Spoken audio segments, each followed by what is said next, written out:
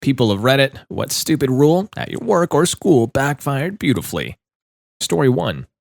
Not sure if this one applies, but I worked at a restaurant that started doing Thursday night trivia in hopes of getting more traffic. The prize for the winner was their ticket would get comped. One guy asked to have everyone's in the restaurant food put on his ticket and then won. They stopped doing trivia night. Rather stupid to stop it, just add a dollar limit. Story 2. I was working as a medical assistant at a private practice medical clinic. Our clinic manager wouldn't allow the new receptionist to drive to the bank to deposit cash, made her walk carrying the money bag so that she couldn't drive away with the money. Bizarre, I know. That went on for a few weeks. Then the receptionist was mugged and over $1,000 in cash was stolen. She was allowed to drive after that. I tried to deposit cash for sailing team members' dues at my university treasury office. Sorry, we can't take that large of a deposit. Why not? It's not safe for students to be carrying around that much cash. Can you make me safer and take my deposit? They took my deposit. Story 3. Not a stupid rule, but I think this should apply. I'm in aviation maintenance and wanted to leave the current company where I worked for 12 years with. During my interview at the new company, I was asked why I was thinking of leaving my current job, being that it was a good and reputable company. I said new management is all about efficiency and not the one thing aviation maintenance is all about, safety. The interviewer liked my interview and assured me their company doesn't cut any corners in safety versus cost. I get the job, and fast forward 6 months or so, I'm the new guy, so I get the short end and have to work Christmas Eve. Should be a short day. Boss's plane is coming in from Cabo to drop off chartered passengers, fill up on fuel, and take him and his family to their vacation home in Aspen. The plane arrives, and as I'm doing my post-flight walk-around, I see a big problem that forces me to ground the plane. Boss is clearly not happy and attempts to force me to make an unapproved repair. I deny doing so, and I'm sent home. Sweet. I didn't quit, it's documented, and I get to go home earlier than planned on a holiday. Someone else gets called in to do the Mickey Mouse of a repair, and everyone's happy. Plane taxis out with owner and family full of fuel and tries to take off. Oops. Crappy repair failed, a huge component breaks off and goes into the inlet of the jet engine, grenades that engine, plane's brakes overheat trying to stop the heavy-ass plane with just one engine, some fuselage is damaged from the engine that gave out, and the plane finally comes to a stop. The FAA comes in. Sweet. Who made this repair? Who accepted to take this flight? What company operates this way? So the dummy tech that tried to make the repair gets his license revoked. The boss owns the charter company, so he's fined a huge amount and is put on probation with continuous FAA audits, and best of all, the insurance rejected his claim to the engine because it was negligence. This cost him millions, and they couldn't fire me. I get to tell the story over and over and over with a big smile on my face. Story 4. My spouse's workplace realized they didn't have a policy about sending sexual images or jokes as part of their email acceptable use policy, so they added it. Except they made it a firing offense to send or receive sexual content. I think the intent was to stop people from subscribing to such content. They also said that your access would be immediately revoked until a determination was made. So someone got fired for something else and decided to send their whole management chain a graphically sexual image, then report it using the anonymous tip line. IT got the report, concluded they did indeed receive sexual content, and did as required. Suspended all the involved email accounts, including the senior vice presidents. The policy has since been reworded. There are burning bridges, and then there's drying up the lake just to fill it with gasoline. Damn. Story 5. Not mine, but an old roommate of mine was a senior developer for a small company. It was an open secret that one of the other senior devs, a guy who had been there since the beginning, would sometimes spend time looking at plastic surgery photos, before and after shots, photos of active procedures, etc. He did it enough that people would poke fun at him about it, but he didn't seem embarrassed about it and it wasn't harming anyone. Well, one day a project manager said something to the CEO about this guy's ongoing plastic surgery obsession, and the CEO flipped. He said that going forward, no one was allowed to use their work computers to access external websites at all. Anyone who's ever been a developer knows that half the job is Googling stuff, so this policy pretty much halted productivity in its tracks. It only lasted a day before the CEO retracted the rule, but let everyone know that their browser history would be monitored going forward. After that, no one really changed their behavior, they just started remotely accessing their home computers to browse instead. Yes, I am going to outsmart computer programmers about how to use their time on the computers more effectively. I am very smart. Story 6. A place I used to work had a rule that executive-level staff needed to be contactable when on leave, so they had a section on the leave form for the address of where you'd be staying and a contact number. Some knuckle shuffler in HR decided it applied to all staff, and the shenanigans began. People would put down the address and phone numbers of sex shops, sports grounds, and medical clinics.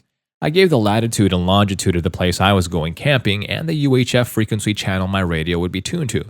My company used to be a small startup. In my first year, I was a project manager and architect for a global system rollout. I put in my vacation days for Burning Man 6 months out, in February, and my personal time off was approved. Then a few months later, around June, my boss, who had been the head of the IT department, got a new boss, new head of IT. With a month to go until Burning Man, the new head of IT told me that my project rollout was too important for me to be uncontactable at all and that I would need to take a satellite phone to Burning Man, or my vacation would be canceled. We were still 3 months from going live, but he decided that we were at a critical moment that I had to be available. However, neither my boss nor the new head of IT wanted to carry out the daily $18 per minute satellite phone calls with me, probably because they knew it was violating some labor law. So they got one of the guys in the London office to call me in the Black Rock Desert each day. I said I wouldn't take the calls before 1 p.m., which was 9 p.m. for our man in London. Every day he called, he had a few beers, and didn't give a crap about project updates. He just wanted to know what parties I'd been to and what art I'd seen. Story 7. Late 80s, high school, the rule was no shorts. A classmate came for an exam with basketball shorts on that were below her knees. The teacher made her go home to change. She came back in a micro miniskirt and wrote her exam. My high school principal was known for sending girls home to change if their bra straps were showing. In my sophomore year, he tried to send one of my classmates home, but she was like, "Nah, I've got a change of clothes, no need to send me home." So she went to the bathroom, took her bra off, and made a show of putting it into her locker. The principal was pissed, but couldn't do anything about it since he technically was following the dress code. It became a thing, like for hundreds of high school girls removing their bras at school or just show up braless as a big screw you to the principal. Story 8. Back in 2011, a company I worked for had the bright idea to block all social networks because, employees should be working instead of slacking off on Facebook. I could write volumes of books on the toxic culture in that place, but the owner/president who lived in a different country and visited about once every few months was universally feared by everyone, and a few days before his arrival, the whole building went into panic mode. So a few weeks after the whole social network ban, His Royal Highness shows up, and 5 minutes later, half of the IT department is scrambling to his office. Apparently, there was an issue with the Wi-Fi, or at least that's what he figured since he couldn't log on to Facebook. It was fixed in seconds. A few years and 3 promotions later, I make a joke about it with him. Instead of a laugh, I get a confused look. Turns out he still thinks it was some internet problem since whoever decided to ban social networks didn't have the balls to tell him about it after the incident. Facebook, Twitter, and LinkedIn were all blocked by IT at my company a few months ago after some other massive IT issues. Now it makes it really hard for my department, marketing, to do anything. My boss has to fire up the hotspot on his phone and do things with his laptop if he wants anything posted on social media. Story 9. I am the one who lives closest to work, so if the building alarm goes off overnight, I'm first on the list to get the call from the alarm company. It used to be that if we had good reason to believe the alarm was not an actual break-in, we could tell them not to summon the police and ignore the alarm. I can access the building cameras from home. The most common alarm was the cleaning crew who were always messing up the disarming. Then a sister site ignored an alarm that turned out to be an actual break-in, and the facilities director decided that no matter what, if there was an alarm, we should have the alarm company summon the police, then go to the building, get the police all clear, and reset the alarm. This was a pain in the ass, but rare enough, and I lived literally 2 minutes away. Then we contracted for the alarm company to come in and replace all of our panels and sensors. It was a nightmare process that ultimately ended up taking months, and the whole time there were phantom alarms, sometimes multiple times a night. Each time I had to go out in the middle of the night, I'd prepare the required reports, send it to the facilities director, and request to go back to the old process. Each time he said no, we couldn't afford to miss a potential real break-in. After about 3 weeks of this nonsense, I was due for some time off. I was going out of town, and the protocol for that was for me to ignore calls from the alarm company so they moved to the next person on the list, which happened to be the facilities director. In the 5 days I was off, I must have ignored at least 4 overnight calls that all would have gone to him next. Then, suddenly, nothing. When I got back, I was informed that for the duration of the alarm update, we just weren't going to arm the building at all. So much for can't afford to risk a break-in. Story 10. My old workplace had a control freak bean counter. At one point, she decided that any purchase of equipment must come with documentation showing that we had searched around the internet and proved we got the best deal. Honestly, it was unenforceable, so our supervisor just told us to ignore it and that he'll deal with the backlash. So one day I had to buy some tools for the workshop, and I happened to come across a bunch of coolers on sale. It just happened that we needed coolers to transport stuff, so I bought one. I brought it back, we measured it, and found it was the perfect size for what we had planned. Turns out that time the bean counter was watching us. She came strolling into my supervisor's office with a printout from Amazon and the boss in town saying that she had found a similar cooler for cheaper. So my supervisor takes a look at the printout. So, you found a cooler that's $2 cheaper? Yes. How much time did you spend looking this up? Just 1 hour of work. And you think Rum should have spent 1 hour of his workday shopping for coolers? Yes. You do realize we pay Rum $17 an hour? We need 3 coolers. Right now, he grabbed those coolers while out on a supply run, and you'd rather have him spend 1 hour of his day at $17 an hour to save $6? And while we're at it, the supervisor pulls out a broken vice grip from under his desk. This is the cheapo brand vice grip you approve. Now, this is fine for your regular at-home needs, but we're a workshop and need some quality stuff. We have been using a Good Stuff brand vice for 3 years. Cheapo lasted 6 months. Do the math. Story 11. The bottom floor of my secondary school was a square that had a corridor all the way around. After some incident where a kid got knocked over, they implemented a one-way system. Unfortunately, they were very strict about enforcing it. If you accidentally walked past your class, you couldn't just turn around. They seemed very proud of their new rule until everyone started showing up late for class because they had to do extra laps at the bottom floor. Story 12. Couldn't buy drinks at lunch with cash money, had to buy some voucher. They were just cheaply made laminated pieces of paper. This was 2001, I was 13 and bored. I scanned the vouchers and printed them out on paper that kind of matched the color of the vouchers and laminated them myself. They were horribly made and not even the right color on the back side, also crudely cut out. I made about 100 of them, then passed them out after I tried paying with them for myself and encountered no problems. Made some new friends and upped production. Took them about 3 weeks to find out by then, but the fake ones had intermingled with the real ones and had already been resold to students via the student office. About half of the vouchers sold were fakes. Drinks were cash only from then on. They had no choice but to accept the fake one for a little while longer though, as they had sold and charged for some of them. Story 13. Required every employee to use electronic time clocks to punch in and out for work, including lunch. Punching in late or leaving early would cause your pay to be docked and get a discipline letter. Multiple people wanted to sabotage the clocks, cut the cords, etc., but wiser heads prevailed. Everyone arrived several minutes early and left late every single day to avoid getting into trouble. Unfortunately, this created unimpeachable evidence of hours worked. The employer had to pay out thousands of dollars in overtime the first month. The clocks disappeared exactly 5 weeks after they were installed with no notification. I worked in a call center and we had a similar clock system, except we were allowed to arrive 5 minutes early and then get on the phones at their scheduled time. One girl figured out that they would pay for those 5 minutes, so she started clocking in earlier and earlier until she was arriving an hour early and sat around for an hour every day. 5 extra hours of overtime every week for close to a year or more until she quit, with no one in management ever catching wind of it. Story 14.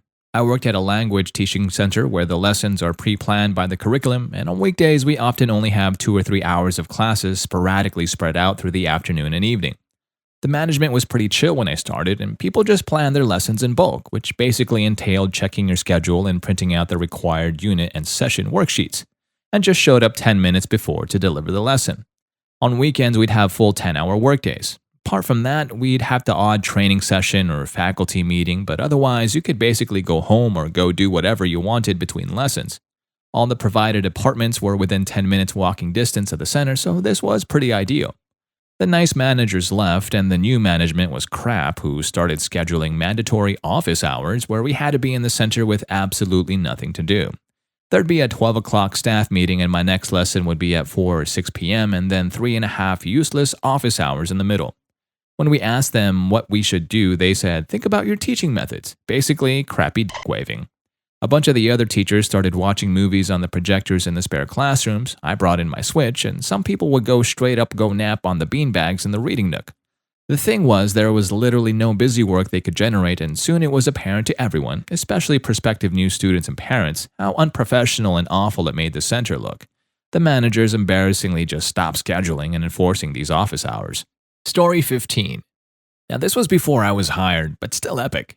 In a medical setting, scrubs were standard attire. The previous manager instituted a policy banning quote-unquote leisure shoes, and requiring pantyhose and makeup for nurses and therapists, and mandating sport coats and ties for doctors, but she failed to distinguish between genders.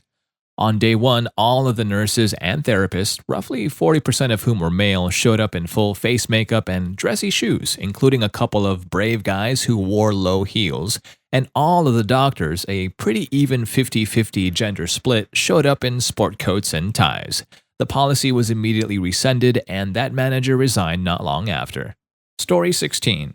I worked at Starbucks for like 5+ years before and during undergrad, and at one point our district manager thought it was a good idea to implement a just say yes policy, where we literally weren't allowed to tell the customer no. Lasted for about 3 months, and in that 3 months, our unaccounted product and waste went up over 300% because when the piece of crap didn't have a way to punch in a customer request, we just had to do it anyways. We always got complaints from stores in surrounding districts because they had angry customers who were requesting things that were against the local food service code and told them that we did it for them at our store. I knew exactly how that policy was going to play out, and I just laughed every time management was freaking out about the problems it was causing. Give me all the money in the cash register and make me a free iced coffee. Yes. Story 17. The grocery store I work at now required to charge 5 cents for plastic bags. Because of this, we have a lot of customers requesting paper bags. Since our paper bags suck ass, we typically double bag so they don't rip up. Well, one day the store manager sees a cashier doubling paper bags and yells at them because paper bags are more expensive and we can't afford to double bag them, so now we have a new rule that you don't double paper bags unless they're really heavy. Fast forward a couple of weeks and my bagger is using single paper bags.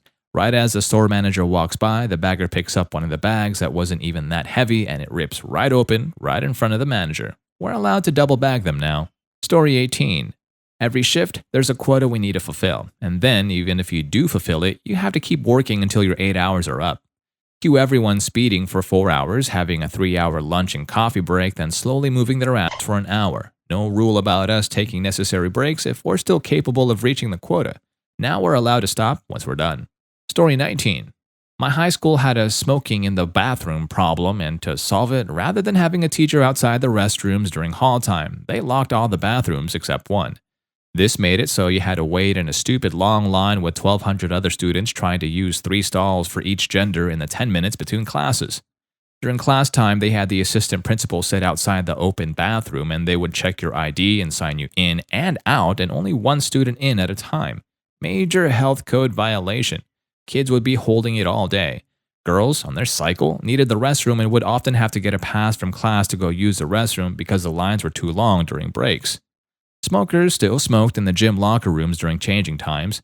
This rule didn't solve anything but made it very unhygienic and rather annoying to just use the restroom. Story 20. Back in 2014, our HR made a rule people couldn't go to other buildings. We had 3 buildings within a block of each other. All 3 had shipping areas and the warehouse employees had to go to each building to work. But we were told to stay in one building. I mentioned we ship out of all 3, so who's going to do the work? The genius said, oh, it'll be taken care of. The next day, $500,000 shipment didn't go out. The following day, we have a meeting. Why didn't you ship this? 2 days ago, we were told to stay in our building and someone would take care of it. The rule was quickly changed. Story 21. Students used to smoke in the toilets, so the headmaster decided to lock all male toilets except one, 5 places in one. Now, my school had around 700 students, out of which around 300 were male. Everyone realized that it became impossible to go to the toilet quickly. Result? Some guys went in one and pissed, defecated in all the trash cans. A lot. No one found them, but all the other toilets opened up immediately. Story 22. This one is great. We had a no dating at work rule, then the director started seeing someone and other people had their hidden relationships as well. That rule was nullified when the director announced his engagement, and so about 6 other couples came out. We no longer have that rule, however, people are to let the admin know of relationships now. Story 23. The private school where I used to work hired a second deputy head, whose main function seemed to be creating rules and policies without stopping to consider whether they were actually needed. Their piece de resistance was to give all the students little laminated cards advising them that if they were being harassed, for some reason this person always pronounced the word as harassed, they were supposed to tell their tormentor, I've had enough, I want you to stop doing and saying that. The students and all their mid to late teens reacted predictably. Most of the cards were soon spotted floating in the river that ran through the village where the school was located, and the phrase, "I've had enough, I want you to stop doing and saying that," was used frequently by students to whichever member of staff asked them to comb their hair or make their bed or settle down and work. I do remember asking one of the school's star rugby players whether the phrase had ever been used the way it had been intended, and his response was, "Yeah, but I kicked the guy in the balls while I said it."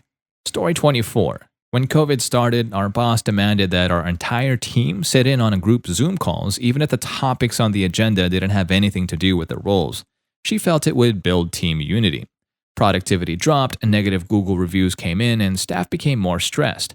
When she demanded answers on the next Zoom call, one of my coworkers bluntly said, "Well, I would reply to this woman's voicemail, but I'm stuck on this Zoom call." Story 25. Zero tolerance ended shortly after a bully got thrown through a window because if I'm getting suspended for defending myself, I'm gonna make it worth my while.